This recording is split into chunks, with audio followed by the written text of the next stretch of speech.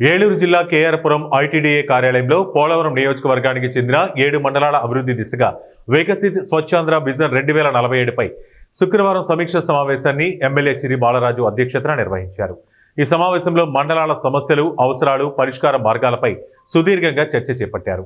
ఈ సందర్భంగా ఎమ్మెల్యే మాట్లాడుతూ నియోజకవర్గంలోని ప్రతి గ్రామానికి అభివృద్ధి స్వచ్ఛందంగా, సమగ్రంగా సాగాలని, ప్రతి గ్రామంలోని ప్రజల అవసరాలకు అనుగుణంగా ప్రణాళికలు రూపొందించి అమలు చేయాలని అధికారులకు సూచించారు.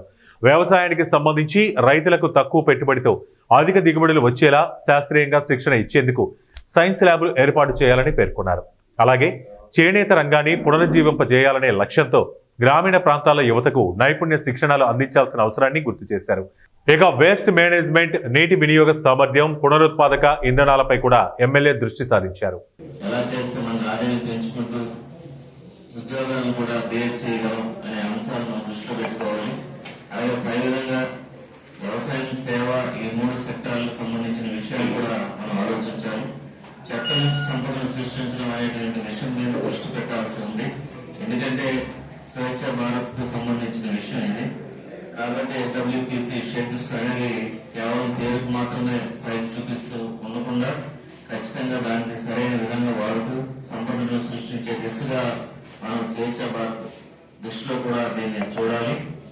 అలాగే సోలార్ ప్యానల్స్, సోలార్ బార్స్ కి సంబంధించి రైతులకి అవగాహన కార్యక్రమాలు ఏర్పాటు చేసుకుని వాళ్ళు ఎంతమంది సానుకూలంగా ఉన్నారనే విషయాన్ని ఖచ్చితంగా తీసుకోవాలి.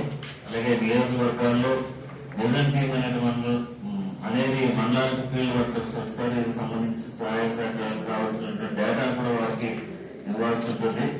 అలాగే అదేవిధంగా మండల స్థాయిలో కావాల్సిన సమావేశాలు, మీటింగ్లు పెట్టి